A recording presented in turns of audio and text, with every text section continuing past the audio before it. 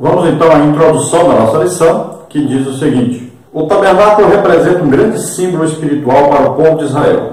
Ali Deus se centraliza no meio do seu povo. E ele esperava que essa nação reconhecesse isso. Nessa perspectiva, estudaremos acerca da posição do pátio do tabernáculo entre as tribos de Israel.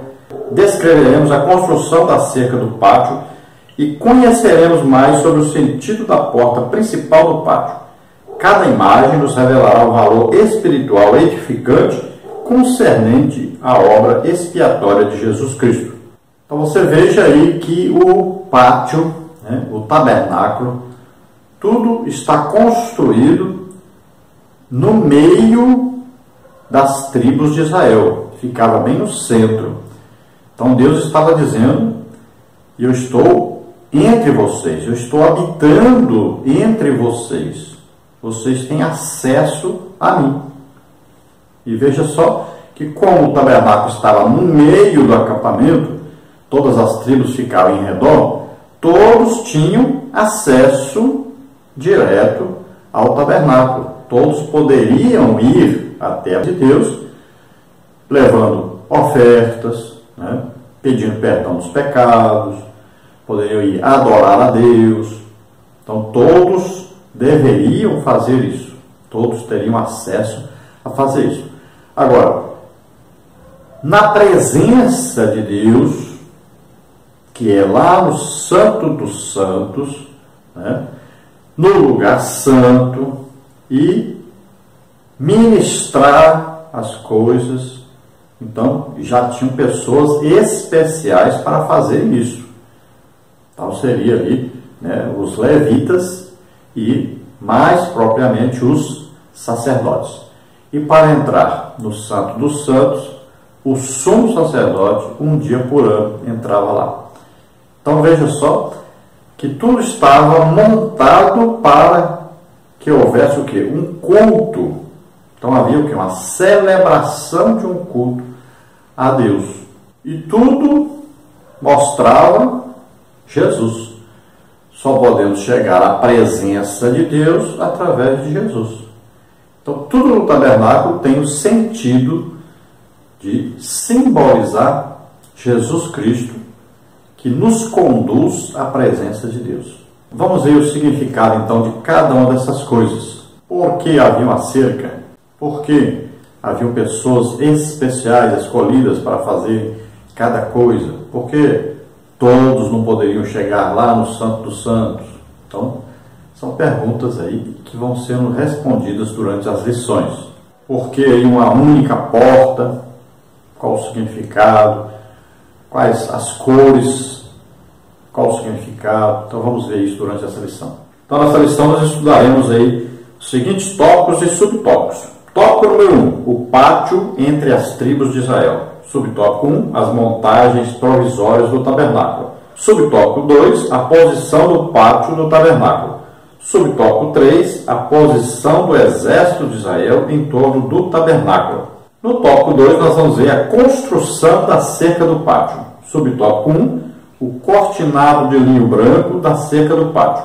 Subtópico 2, colunas, cortinas e varais do pátio. Subtópico 3, a cerca de linho, a santidade e a justiça de Deus.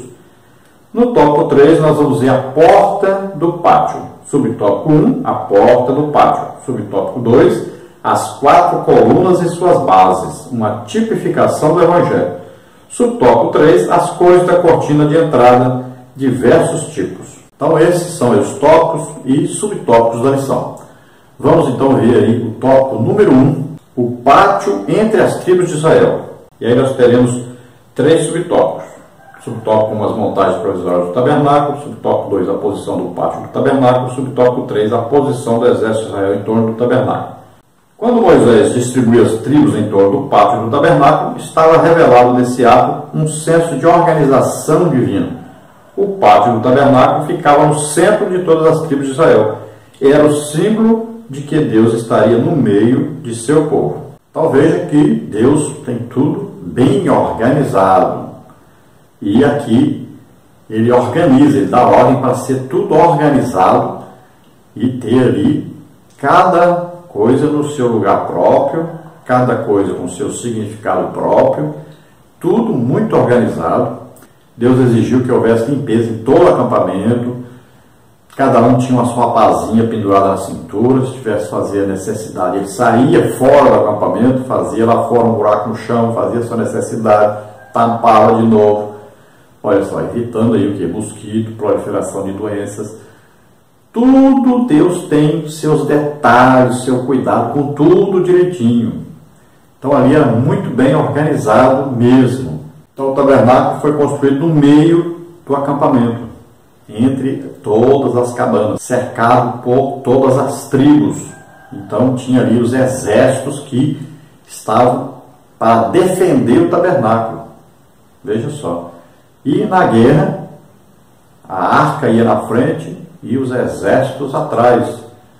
Deus na frente, conduzindo o povo. Então, era uma coisa muito bem organizada. Tinha aí as buzinas, né, as trombetas que eram tocadas, cada um significando uma coisa, se era para reunir o povo, se era para uma guerra, tudo bem organizado. Então, Deus está mostrando que Ele está no meio do povo, entre o povo. Para nós hoje é diferente. Deus mostra que Ele está em nós. Cada um de nós, na verdade, somos o quê? Um tabernáculo de Deus na terra, uma morada de Deus na terra. Ele habita dentro de cada um de nós. E nós todos reunidos formamos o quê? A igreja de Cristo na terra. Vamos ver então sobre o tópico 1, as montagens provisórias do tabernáculo. A palavra de Deus mostra que a construção do pátio teve como primeira etapa a montagem da estrutura do tabernáculo no Sinai. Isso ocorreu no primeiro dia do primeiro mês do segundo ano, após a saída do povo judeu do Egito. Veja aí Êxodo 40, 2:17. Isto é, 14 dias antes da celebração da Páscoa. Do Sinai até Canaã passaram-se muitos anos. Antes de Israel entrar em Canaã, Moisés orientou que um lugar fixo deveria ser estabelecido para o tabernáculo. Inicialmente, a estrutura foi montada em Gilgal. Josué 4:19, né, que fala sobre isso. 5:10 também. 9:6 também fala sobre isso. E 10:6 e 43. Depois a transferiram para Siló, veja Josué 18:1, que ficava no território de Efraim. Tempos mais tarde, nos períodos de Saul e Davi, e por causa das guerras internas e externas, a Arca da Aliança ficava alojada em lugares diversos, o que demonstrava que o tabernáculo já não tinha localização fixa.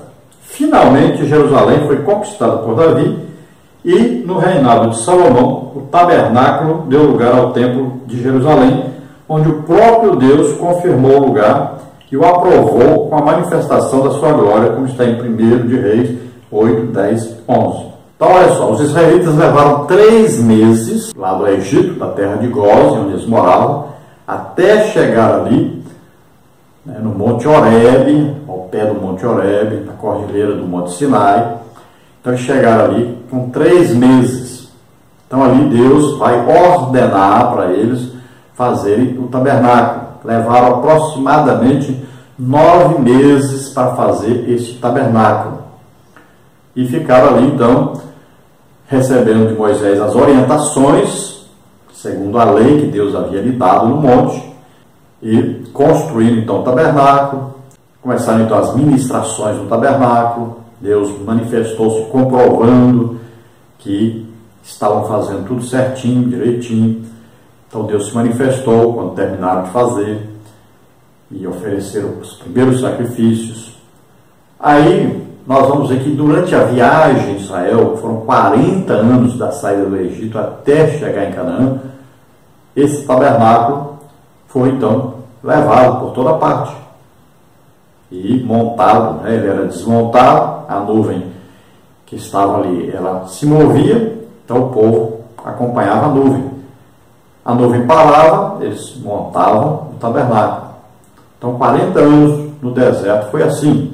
Depois entraram em Canaã e ali nós vamos ver locais, por exemplo, Gilgal, vamos ver Siló, vamos ver que a arca foi tomada, né?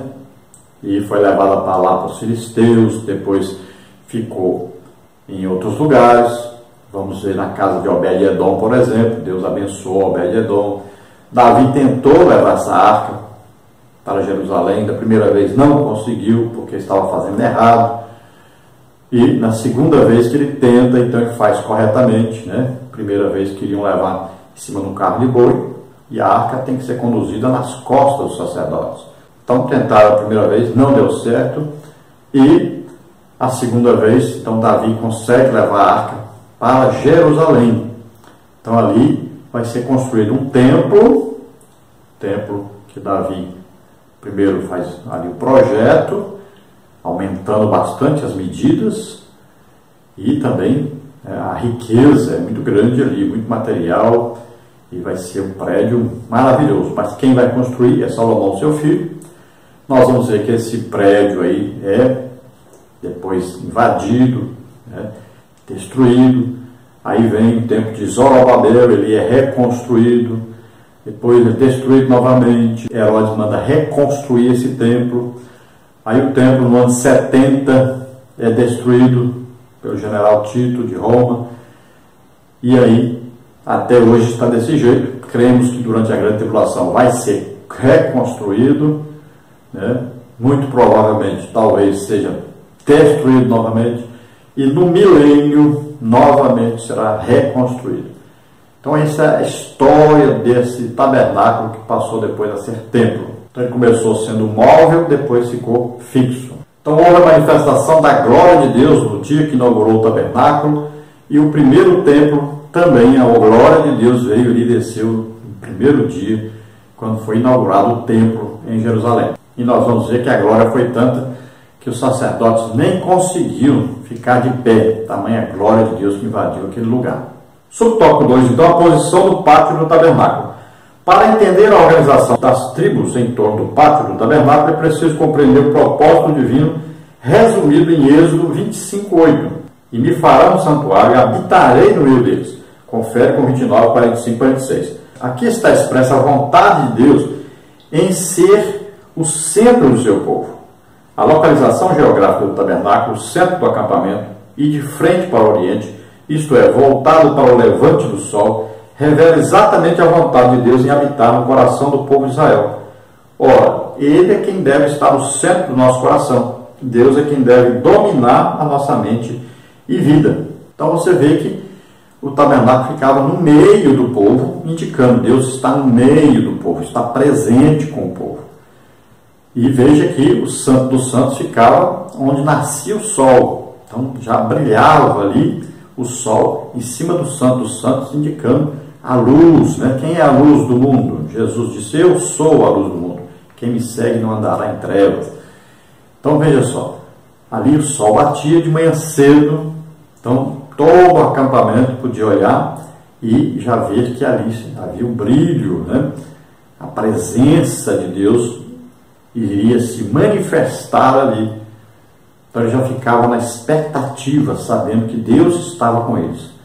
Todo dia, de manhã cedo, ali, o sol nascia, batia os raios solares ali, os primeiros raios solares batiam ali no tabernáculo, no lugar onde ficava o Santo dos Santos, e eles já ficavam na expectativa: será que Deus vai falar conosco hoje?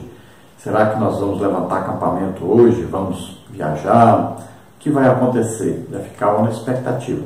Então assim também nós, ao levantarmos pela manhã cedo, devemos orar, conversar com Deus. A primeira coisa a fazer isso é se lembrar de Deus, é buscar a presença de Deus, é dobrar os nossos joelhos, falar com Deus, é termos a expectativa: o que Deus vai fazer hoje? Será que Jesus volta hoje?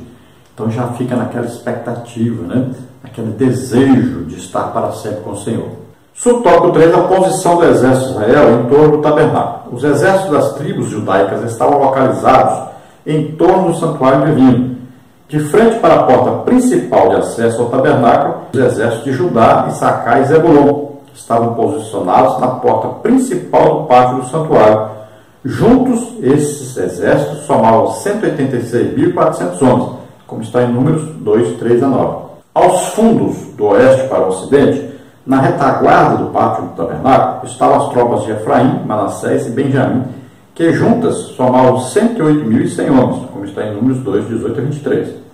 Ao norte, na lateral do tabernáculo, encontravam-se as hostes de Naftali, Dan e Azé. Juntas somavam 157.600 homens, números 2, 25 a 30. Ao sul, na outra lateral do tabernáculo, estabeleceram-se os exércitos de Ruben, Simeão e Gade. Ambos somavam 151.450 homens, como está em números 2, 12 a 19. Ao todo eram 603.550 homens acima de 20 anos de idade que estavam em torno do pátio do tabernáculo. Isso passava a mensagem de que Israel reconhecia a centralidade de Deus na vida espiritual e social da nação. Assim devemos tê-lo como centro de todas as esferas da vida.